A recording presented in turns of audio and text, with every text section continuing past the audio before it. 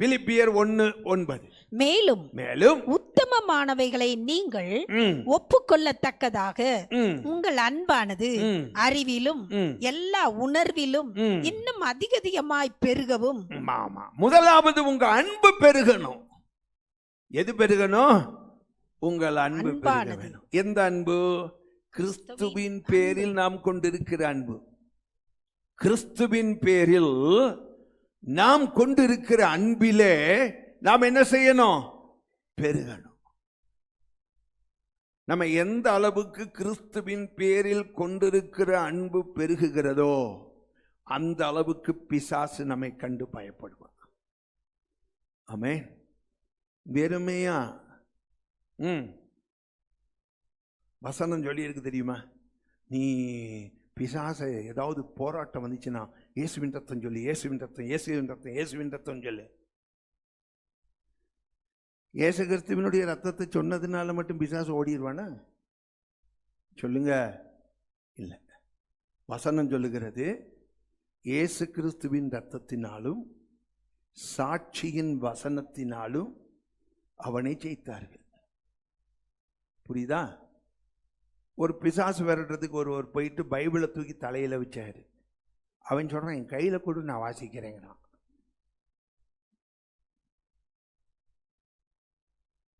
நீ அதை என் கையில கொடு. பிசாசு விரட்டு போகிறவரை பார்த்து சொல்றான், அது என் கையில கொடு, நான் அதை வாசிக்கிறேன் அப்படிங்கிறான். அப்போ அவனுக்கு வெறும் பைபிளை பத்தி அவனுக்கு பயம் இருக்கா? இல்லை. இயேசுவின் இரத்தத்தினாலே மீட்டெடுக்கப்பட்டவர்கள் வசனத்தை பயன்படுத்தும் போது நல்லா கவனிக்கணும். இயேசுவின் இரத்தத்தினாலும் சாட்சியின் வசனத்தினாலும் அவனை ஜெயித்தார்கள்னா, இயேசுவின் ரத்தம், இயேசுவின் ரத்தம், இயேசுவின் ரத்தம் கொண்டு போய் அவன் தலையில இதை வச்ச உடனே அவன் அப்படியே பொத்துன்னு விழுந்து நான் போயிடுறேன்னு சொல்ல மாட்டான். அவன் பயப்பட மாட்டான்.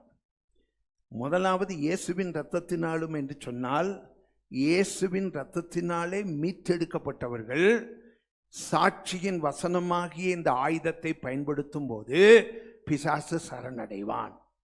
ஆமென். இதைத்தான் சுருக்கமா சொல்லி இருக்கு. இயேசுவின் ரத்தத்தினாலும் சாட்சியின் வசனத்தினாலும் அவனை ஜெயித்தார்கள். அப்ப பிசாசுக்கு நம்மை குறித்த ஒரு பயம் இருக்கணும்னா, நம்ம கிறிஸ்துவின் பேரில் வைத்திருக்கிற அன்பு இருக்கு பாருங்க, இதுல நம்ம நாளுக்கு நாள் பெருகணும். கிறிஸ்துவின் பேரில் நாம் அன்பு கொள்கிறோம் என்பதற்கு அடையாளம் என்ன? எண்ணி பார்த்தா 1000, 100 ஐ லவ் யூ ஜீசஸ் சொன்னா நம்ம இயேசு மேல அன்பா இருக்கிறோம்னு அர்த்தமா? சொல்லுங்க. 2 யோவான் 6வது வசனத்தை வாசிச்சு பாருங்க. 2 John verse 6. 2 யோவான் 6வது வசனம். நாம் அவருடைய கற்பனைகளின் படி நடப்பதே, நாம் அவருடைய கற்பனைகளின்படி நடப்பதே அன்பு. அன்பு. எந்த அன்பு? கர்த்தர் பேரில் நான் அன்பு வைத்திருக்கிறேன் என்பதற்கு அடையாளம் நான் அவருடைய கட்டளையின்படி கற்பனையின்படி நடப்பதே. சரியா?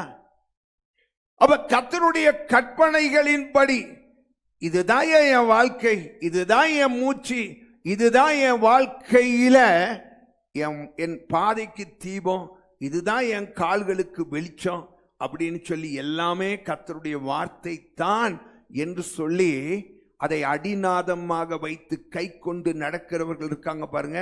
அவர்கள் வாயினால சொல்ல மாட்டாங்க, அவர்களை பார்த்தாலே தெரியும் எந்த அளவுயா இவன் ஆண்டவர் மேல உசுரா இருக்கிறான். தானியேல் சொன்னானா, நான் யெகோவா மேல அவ்வளோ உசுரா இருக்கிறேன் அப்படின்னு சொன்னானா? நான் இல்லை, சொல்லலை. அதே நேரத்தில் ஷாதராக், மேஷாக், ஆபேத்நேகோ சொன்னாங்களா? அவர்களும் சொல்லலை. ஆனால் தாங்கள் கர்த்தருடைய கற்பனைகளின் மேல் பிரியமுள்ளவர்கள் என்பதை தங்கள் செய்கைகளிலே நிரூபித்து காண்பித்தார்கள். உயிரை விட. ஆமென். என்னை தூக்கி சிங்கக்கபில போடுற, ஒருவேளை அந்த சிங்கம் என்னை சாப்பிடுதுன்னு என் உயிர் போயிடும், அவ்வளவுதான். என் உயிர் என்ன செய்யும்? போயிடும். என் உயிர் எனக்கு முக்கியம் அல்ல. நான் எருசலேமிலே இருக்கும் போது கற்றுக்கொண்ட அந்த கற்பனைகள், கட்டளைகள் இருக்கிறதே, அதை நான் பாபிலோனிலும் கை கொண்டு நடந்து அவர் மேல அன்பாய் இருக்கிறேன் என்பதை உறுதிப்படுத்துவது எனக்கு முக்கியமே ஒழிய அவர் பேரில் அன்பு இல்லாம, அவர் கட்டளைகளை கை கொள்ளாம நாம் வாழ்வதை விட இந்த கட்டளைகளை கை கொண்டு கர்த்தர் பேரில் அன்புள்ளவனாய் சிங்கக்கெபியிலே மரிப்பது மேல் என்று சொல்லிதான் சிங்கக்கெபியிலே மரிப்பதற்கும் அவன் தன்னை ஒப்பு கொடுத்தான். ஆமென். சொல்லலாமே, தன் செய்கையின் மூலமாய் ராஜாவே புரிந்து கொண்டான். என்ன வெறி பிடிச்சு கிடக்கிறாய் ஐவன், உயிரே போனாலும் பரவாயில்ல, கட்டளையும் கற்பனையும் கை கொள்வதுதான் முக்கியங்கிறானே, இவன் எவ்வளவு வெறி பிடிச்சிருக்கிறான். வெறி கிடையாதியா பாபிலோன் ராஜாவே, அது வெறி அல்ல, அவன் தன் தேவனிடத்திலே கொண்டிருந்த அன்பு. ஆமென். அல்லேலூயா. நம்ம ஆண்டவர் பேரில் எந்த அளவுக்கு அன்பு உடையவர்களாய், அன்பிலே விருத்தி அடைகிறவர்களாய், அன்பிலே பெருகுகிறவர்களாய் நாம் இருக்கிறோமோ, எந்த அளவுக்கு இருக்கிறோமோ அந்த அளவுக்கு இந்த பூமியின் அதிபதி நம்மை குறித்த ஒரு பயம் அவனுக்கு உண்டாகும். பயம் உண்டாகணும். ஆமென். உங்க கூட ஏதோ ஒரு சின்ன கிளிப்பிள்ளை கிட்ட விளையாடுற மாதிரி பிசாசு விளையாடுறான்னா உங்களை குறிச்ச பயமே அவனுக்கு இல்லைன்னு அர்த்தம். புரியுதா? விளையாடுறதுக்கு எங்கெல்லாமோ இடம் இருக்கு, அது எல்லாம் விட்டுட்டு உங்ககிட்ட வந்து விளையாண்டுக்கிட்டு இருக்கான்னு வைங்க, பிசாசு உங்களுக்கு நோயை கொடுத்து பாடுகளை கொடுத்து நீங்க அழுகிறத பார்த்து அவன் சிரிச்சுக்கிட்டு, புரியுதா? ஆமா, பிசாசு அப்படியெல்லாம் உங்ககிட்ட விளையாடுறான்னு சொன்னா உங்களை குறித்த பயமே இல்லை. நம்ம உணர்வடையணும். என்ன உணர்வடையணும்? நான் கர்த்தர் பேரில் கொண்டிருக்கிற அன்பிலே பெருக்கமில்லாதவன், நான் கர்த்தர் பேரில் கொண்டிருக்கிற அன்பிலே நான் பெருகுகிறேன் என்று சொன்னால் பிசாசுக்கு என்னை குறித்த என் பேரை சொன்னா அவன் அலறணும்.